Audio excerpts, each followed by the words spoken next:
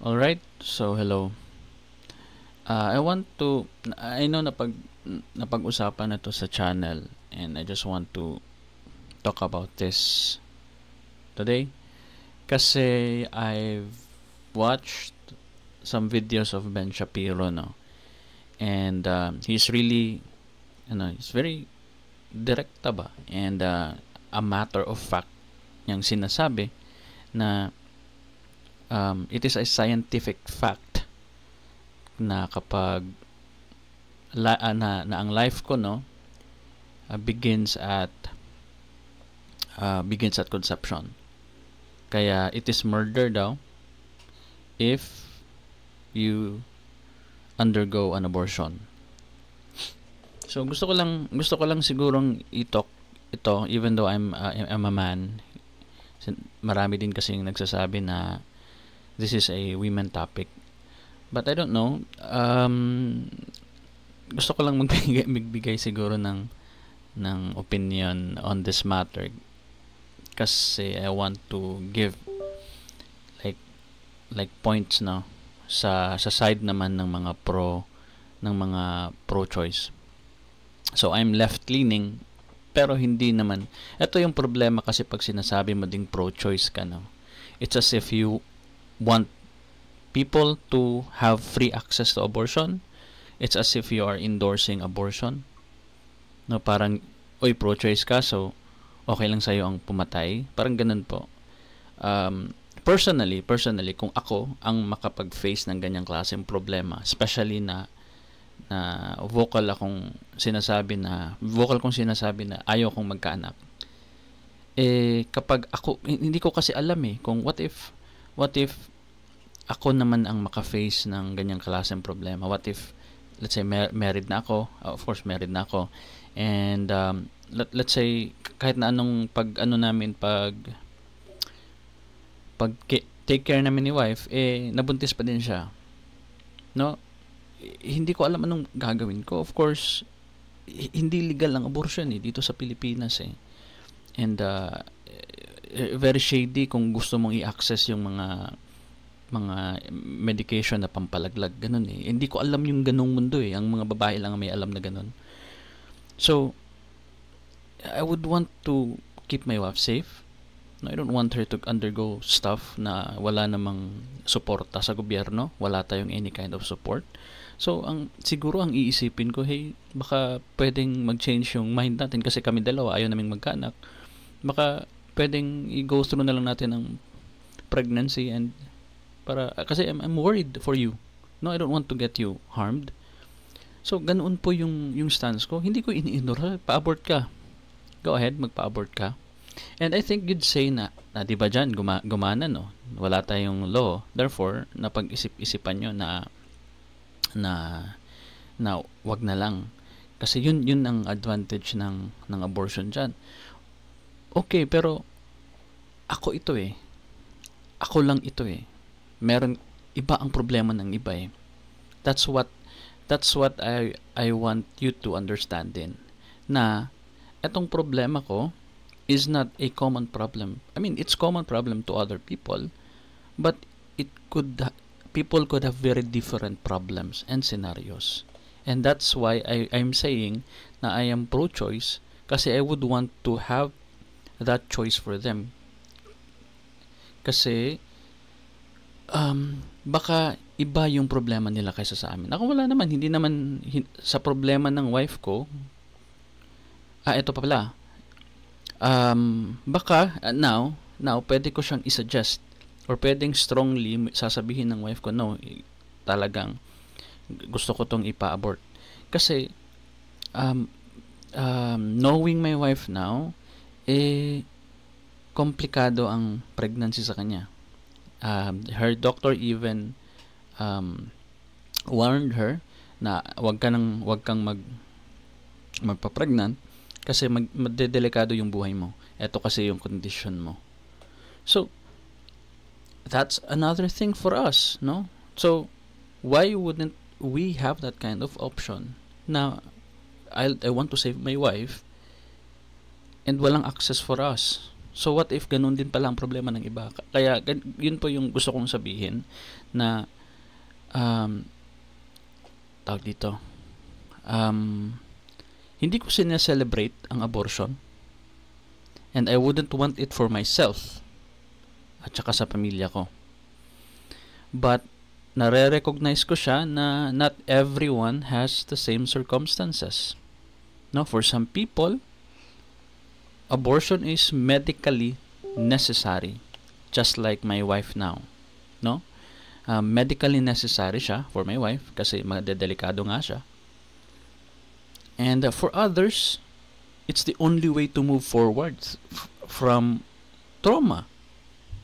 Kasi baka incest yung resulta ng pregnancy niya or rape. And maybe for some other people, baka for survival yun kasi it's a parang big siya na decision sa life niya and baka masira yung career niya. 'Di ba? Baka hindi na siya makapag-aral kapag inundergo niya yung pregnancy. So nakita nga namin yung Sunshine na movie na indie film si Maris Racal na hindi ko na lang i-spoil pero ganun po yung story na abortion and wala siyang access. Talagang hirap na hirap siya. May babae doon na nakilala siya na ganun din pala ang problema. Kaso very bata siya and she was a rape victim. Walang ganoon na access. Walang ganoon na access for them. And makukulong yung doktor kapag tinulungan yung bata na nag-need ng access na ganoon. So I think there's this fear from the conservative leaning people na kapag inapprove na ito, baka lahat na is parang mall na napapasok na lang. And I don't think that's the only problem that I have. I think they will argue na life is sacred, then it's a God-given right, na it's a murder, kaya balik tayo doon sa scientific na sabi ni Ben Shapiro. Pero their arguments is saying na sacred daw yung tao, na God-given daw yun. And I would say na if ganoon yung view nyo po, then I have no problem. Do not access it and tell your own church people to not access it, and or baka pwede mo silang i-punish or i-banish. Problema kasi yun ng belief mo, no? Kung problema yun ng belief mo na ayaw mo nang mag-access ang tao ng abortion, edi ipagbawal nyo po sa church members ninyo, huwag po sa society. Kasi ito po yung parang disconnect, no? Our society is not God-given. It is not something na magically kinonstruct ni Jesus Christ at nabuo. At kaya kapag sinira mo ang law or ang mga policies natin, magagalit ang Diyos. I don't think it works that way. I don't think church people believe that, no? It's separate. Kaya nga lagi namin sinasabi, it is separate. Kasi I do respect that you have that kind of feeling. I do respect na you believe a lot of stuff that I don't believe. No, I don't believe in your God. I don't believe in, may mga morals man tayong magkapareho, pero a lot of your beliefs I don't believe. And that's not a problem. That's the beauty of living in this world. We have different opinions, and that's okay. The problem is, you want it to make it into a law. You whatever your beliefs are, that you think God is real, you want it to make it into a law kasi you believe that God is real, then therefore abortion is murder, and you want people to not have access to it. Baka pwedeng meron pong middle ground na let us have access to it. We don't believe in it wala kaming pakialam sa belief mo Let other people have access to it, especially the people that I mentioned, yung mga may medical necessity, yung may mga trauma cases, and then yung may mga life. Kasi hindi naman yun yung gusto ko na kapag nabuntis yung asawa dapat pupunta agad sa ang nonsense naman nun, 'di ba? Hindi ba pwedeng magalit yung mismong nurse? I would support that na hey, mag-asawa kayo, ba't wala kayong family planning? Ba't wala kayong condom? Ba't wala kayong pills? Ayaw niyo naman palang magkaanak. Diba? I would want that kind of system na to put in place to normal people like me na hindi naman problema ang pregnancy. Why would I impregnate my wife and have her go through an abortion afterwards? Pwede naman kaming pwede naman kaming family planning. So, di ba, pwedeng may ganoon na klase na pressure. Same thing with any kind of application na pwede ba kaming mag-access nito. Dapat may filtering. For very special cases ng kagaya ng mga nabanggit ko, medical necessity, parang ang unfair naman na walang access ang babae ng ganon. Necessary na siya na kailangan siyang ipa-abort and hindi mo ipapa-abort kasi wala tayong law, no? Meron law, it's illegal, it's criminal. Trauma cases and reason na sorry, nagkamali ako, hindi ko na uulitin, kagaya nung sa movie ni Maris Racal na it was a mistake and it will change my life forever. I don't want to be a mother, no? It is so unfair for the woman na impregnate and wala man lang any kind of repercussion sa man. I mean, meron, pero it is not as, let's just be honest here, it's not as harmful. It's the harm, the effect is not as damaging sa men compared sa women. Mas grabe pa din ang sa babae, no? So, hindi naman mag-undergo ng pregnancy for 9 months ang lalaki. So, ito po. So, balik tayo dun sa scientific na argument. I think we need to really recognize first kasi nalilin lang tayo sa debate. Marami talagang mga tao na magaling magdebate. I don't say I am good at debates kasi naalilin lang din ako eh. Nafo-fall din ako sa mga logical fallacies. I even commit logical fallacies myself. So, kaya hindi ako magandang tao to have a debate. Nasa sideline ako and nagla-learn lang ako sa mga debater. And I think ito yung parang sleight of hand, no, na ginagawa ng mga magagaling na debaters natin, left man or right leaning. And ito yung nakita ko na sleight of hand ni Ben Shapiro. Sasabihin niya na it is a scientific fact. No, it is a scientific fact. And who would want to argue with a scientific fact? Who would want to argue with it? I mean, science has the authority to say things that are true or false. Sasabihin niya ni science eh. Magaling si science dyan eh. So, how would I argue with that? That's the problem eh. That's the sleight of hand that I am trying to say. Ililipat nila ang usapan sa scientific when it is very convenient for them. And no one can argue with them on that. Kasi, ganito po, even if it is a scientific fact, sasabihin ng biologist na, it is a scientific fact. This is what we are finding. Life begins at conception. It is a scientific fact. Let us say that it is.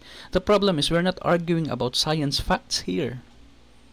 That is the sleight of hand that I'm trying to say. We're arguing about policies. We're arguing about rights. And iba po. Although, hinuhugot natin ang mga arguments natin from politics natin and from our philosophy, from facts, the problem is we're talking about scientific facts here. No, we're talking about giving or removing rights from certain groups of people. So, nasi-shift po ang conversation from the realm of biology to the realm of biology. No, where it sounds objective and unquestionable. Ganoon po ang sleight of hand. Sleight of hand is meaning parang magic ba? Sorry sa mga hindi familiar sa mga English words. Sleight of hand is yung magic trick ng isang magician na nalilin lang ka, akala mo magic pero sleight of hand lang pala, mabilis lang pala yung kamay nila.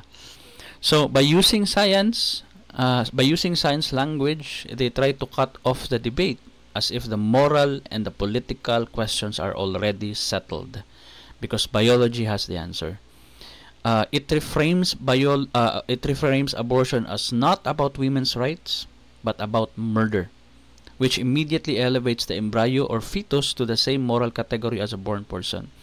And meron akong nakita na na stand-up comedian and napaisip ako kasi ganun at eto yung usapan na murder ang pagpatay ng embryo at murder ang since it's alive, then it's murder. And napaisip ako sa sinabi ng comedian na yun kasi pinagtatawanan niya ang mga vegan. Sasabihin daw ng vegan na you wouldn't eat your pet. You wouldn't eat your pet. Why are you eating meat? So yung black na comedian sinabi na what the fuck, why are you fucking questioning me that? Why are you asking me that? Of course I wouldn't eat my pet, but I would eat your pet. So it means the joke, it's a joke, but it means pala na there's a relationship happening between me and my pet. It's a meat. The pet is a meat. I wouldn't eat meat. I eat meat, but I wouldn't eat the animal that I have relationship with. Kaya nakikita nga natin yung iba na kapag pinet yung baboy, kapag pinet yung kambing, hindi nila kakainin kapag kinakatay. Iiyak sila. Iiyak yung bata. That's it. No? It is a scientific fact that we eat meat. It is a fact. Why am I not eating my own dog? Because I already have the relationship. I will probably even kill people if they hurt my dog. Just like John Wick. 'Di ba? So, importante pala ang relationship. Hindi pala ganoon kasimple na it's a scientific fact lang. Kaya sinabi ng black guy na ang pangit ng logic ng vegan na 'yun. I love to have sex with women, sabi niya. My mom is a woman. I wouldn't fuck my mom, sabi niya. But I would fuck your mom. So it's really funny guy, and I like that kind of mga jokes, stand-up comedians, and that's my type of humor. Sorry, I'm sorry if I wasn't able to deliver that well. But anyway, yun na relationship matters pala, and it's not a simple science, and marami pong debate na doon ini-sleight of hand ng mga right-wingers ang debate. It is a scientific fact. It is a scientific fact. They use science pag convenient sa kanila, no? Pero pag hindi, kapag topic is evolution, kapag topic is Big Bang, suddenly religion na naman sila, philosophy sila. Ang weird. They're not really consistent. I am being consistent. I will use science. Not because I will use science na tawag dito. Kasi parang baka sasabihin mo na ikaw din naman dyan kapag hindi convenient sa'yo ang science, sasabihin mo politics. Politics din naman ang pinag-uusapan natin, hindi naman science. Policies naman. What are we talking about when we want to give women's rights? Are we talking about science here? No, we are talking about policies. So, yun. So, the sleight of hand is biology versus philosophy and politics. Biology can tell us when fertilization happens, cell division, fetal development, but it cannot tell us when personhood begins or when rights should attach. Diba? Another thing, it is a scientific fact na tawag doon. It is a scientific fact na 8 years olds can be pregnant. 9 years olds can be pregnant. Kasi na sila ang tawag doon, nagkaka-menstrual period na sila and pwede na silang manganak. Because of science ba, dinicide natin na yep, they have consent already because they can be pregnant now. Ganoon ba ang policies natin sa surrounding on women's rights, on their consent for sex? Ganoon ba tayo nagbubuo ng mga policies? Ganoon ba ang logic natin na hey, since you since you can now be pregnant, therefore 8 years old is the age of consent. We're talking about consent, di ba? We're not talking about scientific facts. So, kapag doon mo ini-stick yung usapan, hindi pwede palang mag-sex ng 8 years old. Is that what you're trying to say? Another scientific fact. It is a scientific fact that foster na mga parents are not biological parents. They're not the real parents of the child that they're taking care of. It is a scientific fact. So therefore, it should be banned to call therefore ipagbabawal ba natin yung mga anak na tawaging mama at saka papa yung foster parents nila? Ganoon ba ang society natin because of that scientific fact? Hindi mo pwedeng tawaging papa at saka mama yan kasi it is a scientific fact na hindi mo sila biological parents. Are we doing that? We have policies, we have politics, we have philosophy. It is a different topic. No, we may pull information from science to help us come to a conclusion, but we don't do science all the way. No, we argue, we see the context, we recognize the world, the reality of our world before we give out policies and before we deny policies or rights. No. So tawag doon. So what they're really doing is smuggling a moral claim, no? Into what they present as a scientific claim. That's why you feel disconnect. Sorry, nagbasa kasi ako dito ng notes ko. You're talking about rights and autonomy. That's me. I'm talking about rights and autonomy. While they're talking about biology framed as morality. Finiframe nila as morality ang biology. Kaya nagiging factual yung statement ni Ben Shapiro. Kaya it's matter of fact siyang nagsasalita.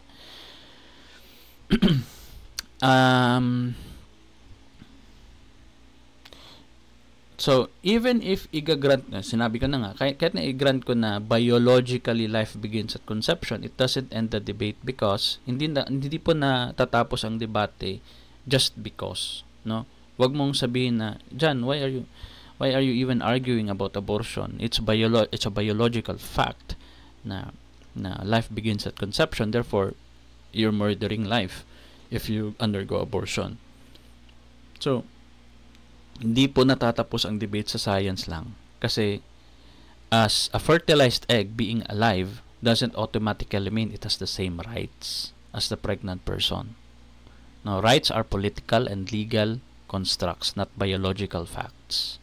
Again, rights are political and legal constructs. Gawa ng tao. Manufactured ng tao. Tayo po ang gumagawa ng mga laws. Tayo po ang nagdi-decide na ang minimum wage 400 pesos. Tayo po ang nagdi-decide na kapag tumawid ka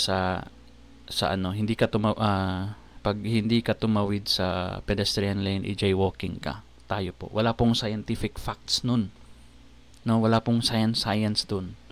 No, we pull information from science according to data, but it's not. If you want to talk about science, let's talk about something else. Kasi para mapasok po ang science. Hindi po dito sa mga ganitong klaseng usapan. If you're talking about a fact na God is real, edi bigyan mo ako ng ebidensya kasi ganoon yung science eh. We're not talking about politics and legal constructs anymore. We're talking about facts. So do not argue with me and say na it's just faith. So that's the difference. Abortion debates are about whose rights take precedence. Sino ba ang dapat manaig sa right na debate? Ang embryo ba na wala pang relationship sa world, wala pang any kind of connection sa outside world? The person that is carrying it has no relationship to it kasi gusto nga niyang ipa-abort. Unless meron siyang connection, kinakausap na niya ang tiyan niya, when she is in pregnancy, wala. Gusto niyang ipa-abort kagaya nung sa Sunshine Wala siyang relationship, sinusuntok-suntok niya yung tiyan niya kasi gusto niyang ipatanggal. Ayaw niya kasi gusto niyang sumama sa championship ng school niya. Gusto niyang makapasok sa Olympics. So sinusuntok-suntok niya, umiinom siya ng alak kasi wala siyang alam, bata siya wala siyang alam kung paano isolba yung problema niya. Gusto niyang magpakamatay. So, there's no relationship between the two. No? Abortion debates are about whose rights take precedence. So may mas malakas ba ang rights nung nandun sa tiyan niya kaysa sa tao na nag-aaral na, may mga friends na, may mga relationship na, nag-aaral na, may potential career na. So the pregnant person's right to control their body or the embryo's fetus claim to life. So that's the question. Gusto kong mabuhay, sabi ng embryo, o yung taong may buhay na and may rights na. So that's the debate. That's the political debate. And it has nothing to do with the scientific fact na life begins at whatever claim you may have. So hindi po ganoon ang debate. So politics po. So I'm not disputing the biology. Sure, conception marks the start of a new biological process, but the real debate isn't scientific. It's political and ethical. Do we give embryos the same rights as full human beings, even if it overrides the rights of the pregnant person? That's the question. Science doesn't answer that. Law and ethics do. That's the sleight of hand. That's the sleight of hand of Ben Shapiro. Na ini-insist niya na it's a scientific fact, blah, blah, blah, blah, blah. When the debate isn't about scientific. Ganoon din ang sinasabi nila sa trans issues It's a scientific fact that the male is blah blah blah and women are blah blah blah.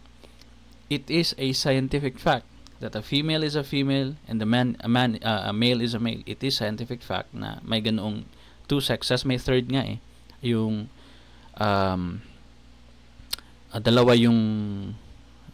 dalawa yung ano niya, yung organs niya, babae at saka lalaki. May ganun nga And yun yung argument niya. It's a scientific fact, blah blah blah. Hindi naman science ang debate. Rights na naman ang pinag-uusapan. And eto po sa trans issue. Ginagawa nilang katatawanan na kapag daw napunta sa hospital ang isang trans woman, tratratuhin naman talaga siyang parang lalaki. You are not wrong, and we're not arguing with you na hey, kailangan pa ding tratuhin siya na parang babae. You're missing the point. Yes, there are females. Yes, there are males, but there's also trans. Ito kasi, ang debate about male and female is a debate. Is not a debate. It is a fact. No, it is a fact na there's a male and female. And yes, if a trans woman goes to the hospital and kailangan siyang asikasuhin, tratratuhin talaga siyang male kasi biology niya is male. No, biology niya is male. The problem is you're treating again, the sleight of hand again is putting the debate in the science realm. No, when in fact we're arguing about rights here. No, binuo ang society po natin. Binuo ang society natin kasi if wala tayong society, nagkakainan po tayo sa each other. Nagpapatayan, nagnanakawan. Ganoon po ang na-experience ng mga uncivilized people before. So, napaisip natin, gawin nating sibilisado yung mundo natin. Gawin nating meron tayong laws. It doesn't come from God. Hindi si God ang bumaba at nagbuo ng sibilisasyon. No, si Jesus Christ, paglabas niya, may sibilisasyon na. May Roman Empire na. Ano po? So, hindi niya inimbento ang So, walang bahid ng any kind of... Although, nabuo ang ibang sibilisasyon because na-unite sila sa mga religious belief nila, sa belief ng mga Roman gods and mga Greek gods. And it is in the... Because of religion, nabuo ang tao. Because if wala tayong common belief, I won't think civilization is possible. But was there a literal God that helped construct civilizations? No. It's just human beings creating laws. So, tayo-tayo lang po ang nag-imbento. And ang pananaw po natin throughout the years is to make everyone's life less miserable. Kaya nagbibigay tayo ng rights in exchange for taxes. No? Nagbabayad tayo ng tax para convenient tayo sa life natin. Hindi binabaha yung city natin. Meron tayong tulay, meron tayong kalsada, meron tayong karapatang dumaan sa kalsada na yon freely kasi through taxes natin. Kaya napapag-usapan po ang trans rights kasi gusto lang naman nila mamuhay sa buhay na gusto nila. No, gusto nilang ma-accept sa world na trans woman sila or woman sila. And I know it is an idiotic statement from their camp. Marami kasi ding mga tabugok na mga trans people eh. All people there are in every kind of groups there are tabugok people. And I would read na gusto ko lang naman, sasabihin nila na gusto ko lang naman na feel na babae kaya gusto kong tawagin akong babae. It's a nice thing to say on their perspective, pero alam niyo naman ang mundo ng Pilipinas ay very homophobic. Kapag sasabihin mo 'yun, gagawin kang katatawanan. The intention from her is good, but because parang ang dating is gusto niya and I am forcing you. Parang ganun yung dating po na nire-require ko kayo na itrato akong babae. Tratuhin nyo akong babae. It sounds so wrong I mean, it should come naturally. So, I think hindi nakakatulong sa community ang i-require mo ang surroundings mo to respect you kasi hindi naman automatic ang respect. So, it should come naturally, no? It should be organic. And hindi na dapat sasabihin yon. Hindi na dapat. Wala na sana dapat speech na tratuhin nyo akong babae or tratuhin nyo akong lalaki. Wala na sanang ganoon. Dapat siya automatic na nabibigay sa'yo. Kaya, sinasabi kong parang idiotic. Hindi nakakatulong ang mga ganyong klaseng statement. Magpakababae ka na lang and just go on with your life. And if people are really hateful towards you, again,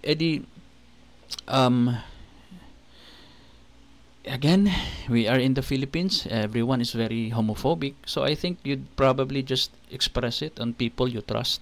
Kasi people will twist it No? If you're hurt na ganito pa din ang grabe, sir pa din, babae na ako. Grabe, sir pa din. Pero wag mo nang i-post sa Facebook kasi you'd get really shit from people. No? Pauulanan ka lang ng mga hateful comments. So, again, balik tayo dun sa debate about trans.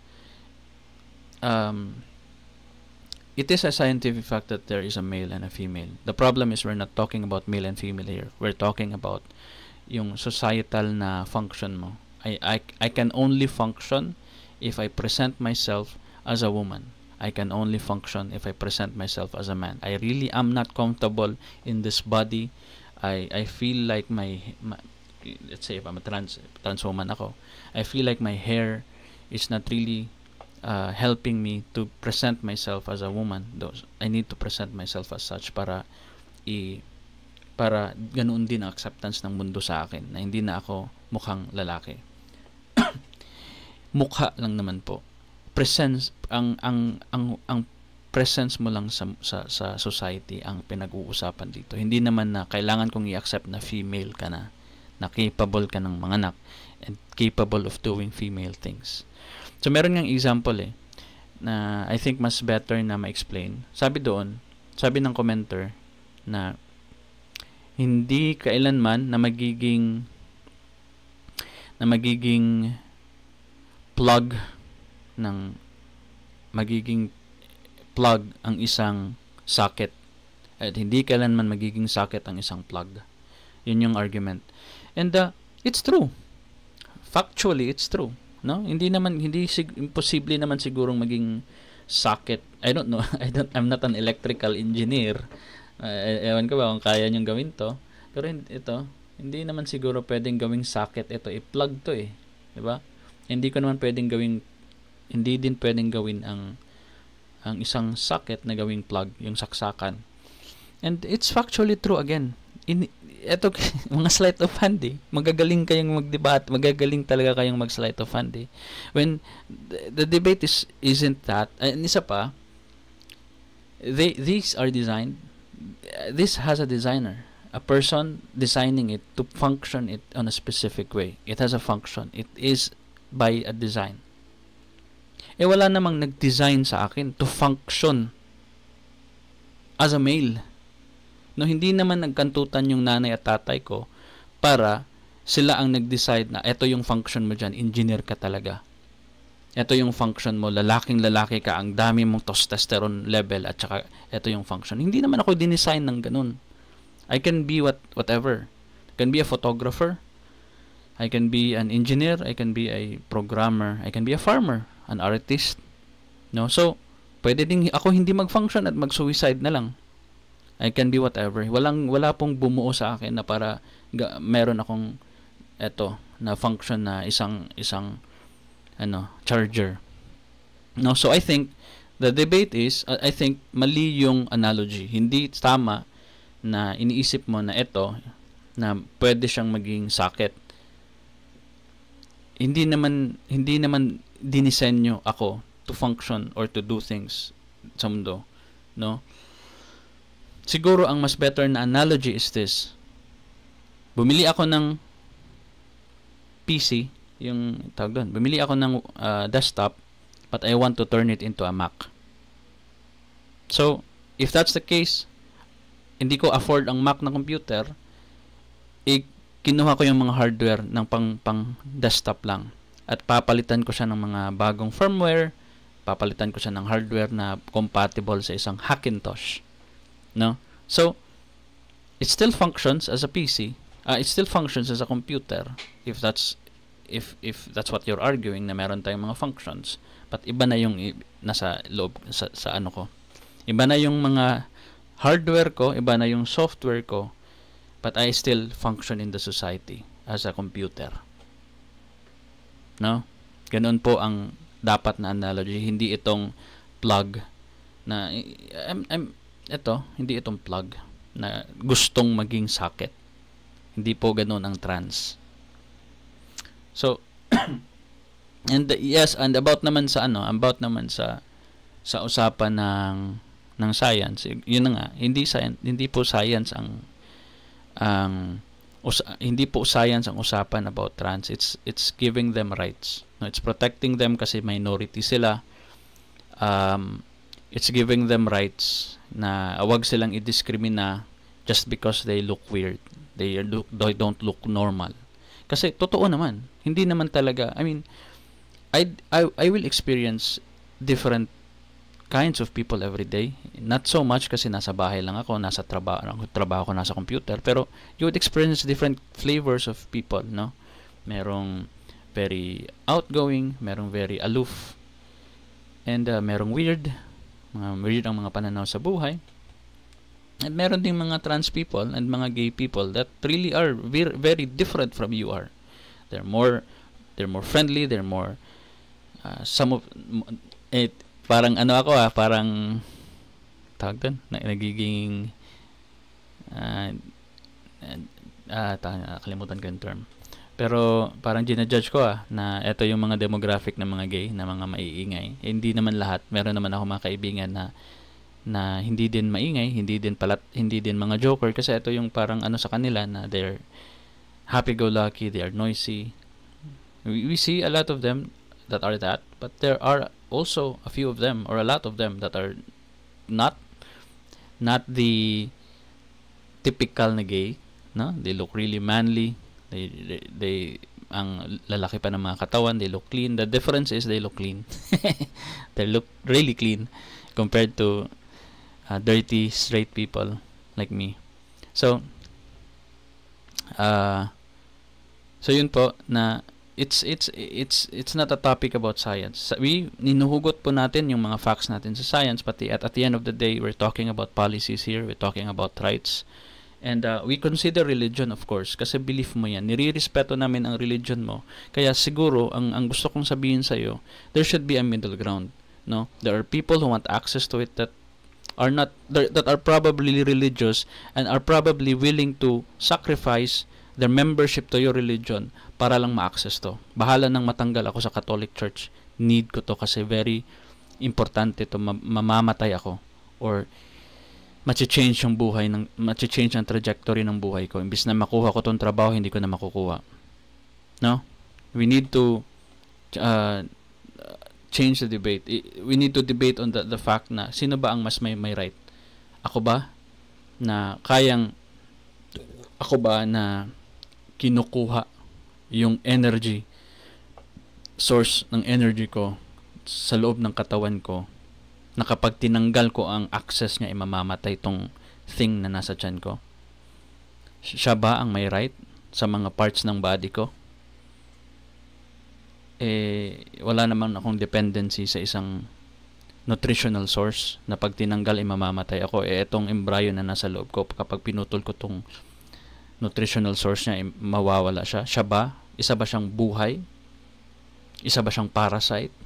No, I mean, you'd argue, no? Of course, you would argue that it is sacred, it is life. But we need to talk about law and ethics and morality and philosophy, hindi po science na topic. If you want science to be the topic, hindi tawag doon. It is more nuanced and more complex if you're talking about rights. Hindi isang biology topic lang, tapos na ang usapan. Ganon din sa trans rights.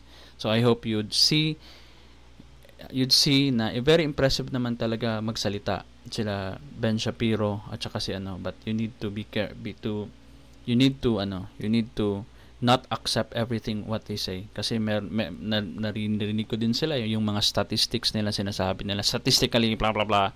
Ito naman na ang dami, even na nga si Charlie Kirk sinasabi niya demographically yung mga school shooters are trans people when in fact it's straight white male ang dominante sa pag school shooting. Ilang handful lang pala ang trans compared to thousands. Sinasabi nila na ang crime mas mataas sa black community. Ang daming whites. Sinasabi nila na ang mga heathens and mga atheists ang nagkakos ng mga problema puro mga religious. So yun po ang binabato nila ng mga facts, no, when you can just simply Google and malalaman mo na so wag mo nyo pong tanggapin lahat.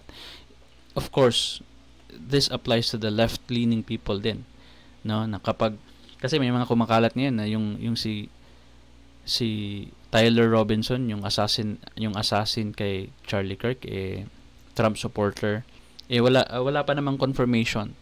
Ang na-confirm lang is right registered Republican yung family niya. So what would you expect? No, ang bata. So of course right-leaning din yun. Though he is not a registered voter for 2 years, for 2 consecutive elections kasi hindi siya bumoto. So we don't really know ano yung politics niya, pero it's a good indicator na yung parents niya are Republicans. Tinanggal na nga ng parents niya yung mga social media photos nila na gumagamit sila ng mga high-powered weapon, nagpa-picture. Yung mga bazooka, so mahilig, in love sila sa weapon. So which kind of demographic loves guns? 'Di ba? Hindi mga left-wing, mga right-wing, 'di ba? Yung mga left-wing, although they own weapons din, but they'd rather want people to have lesser access to high-powered weapons.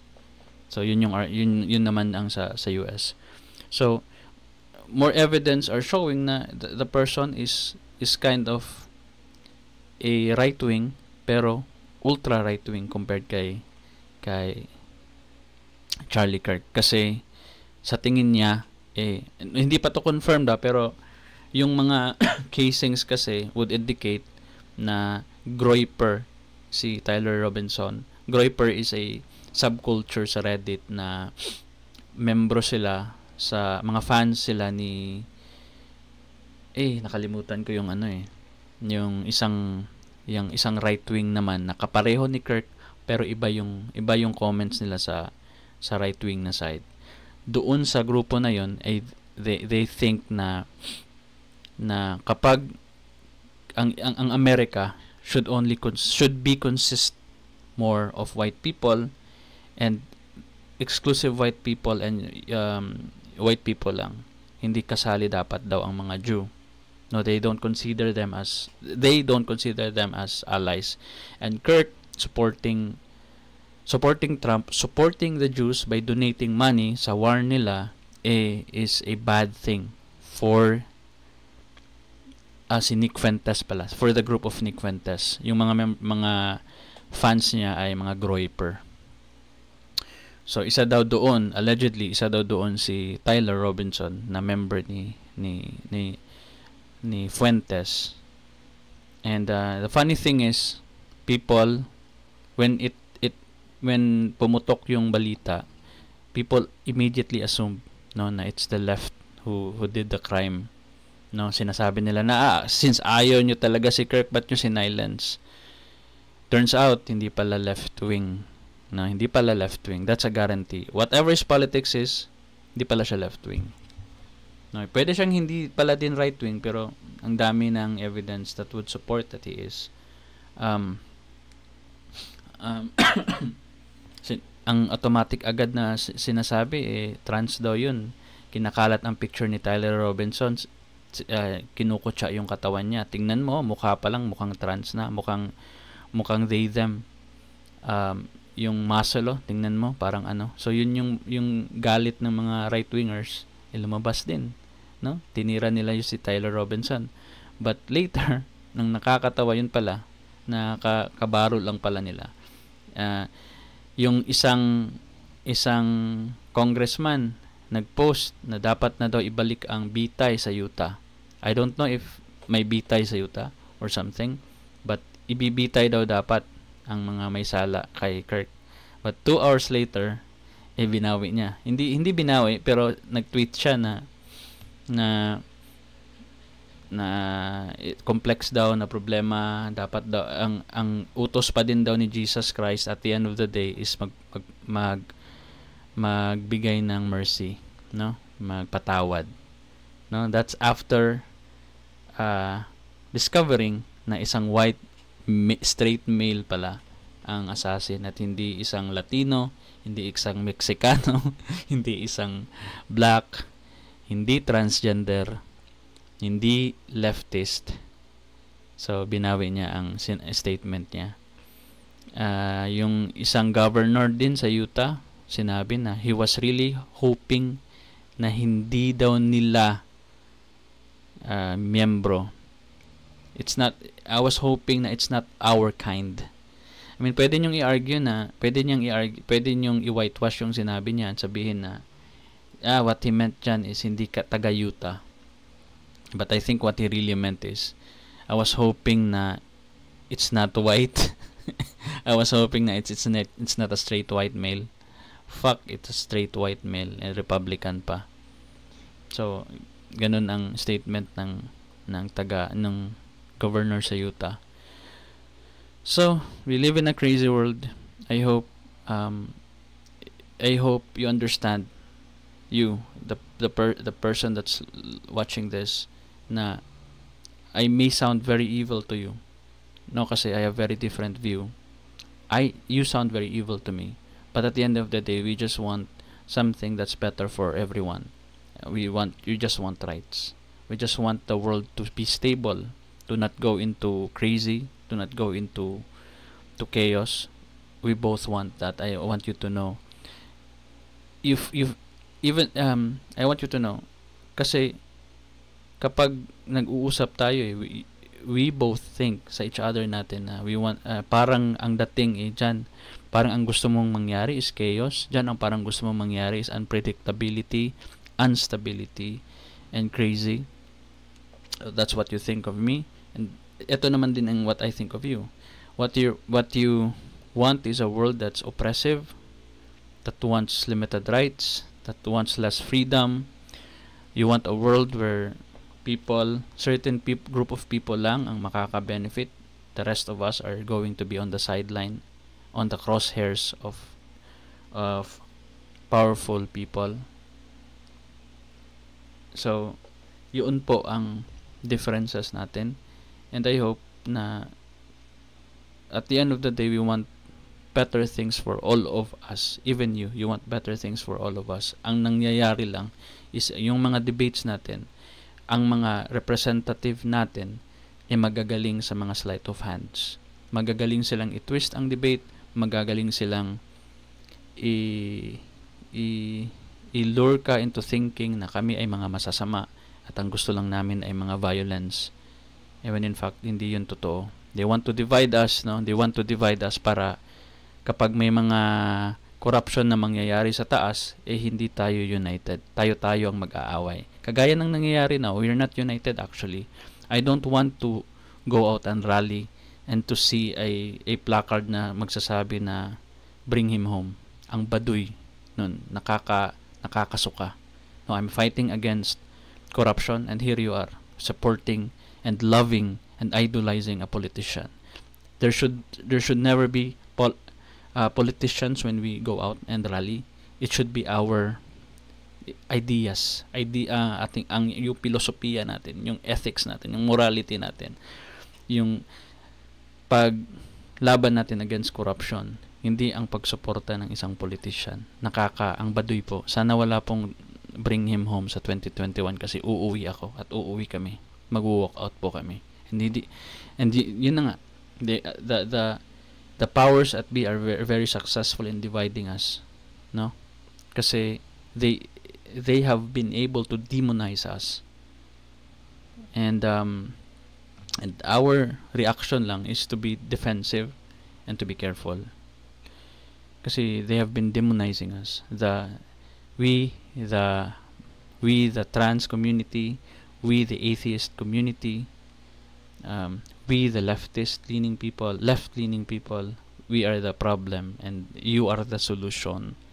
And yun po ang dapat nating i-fix. So good night and see you late in the next video.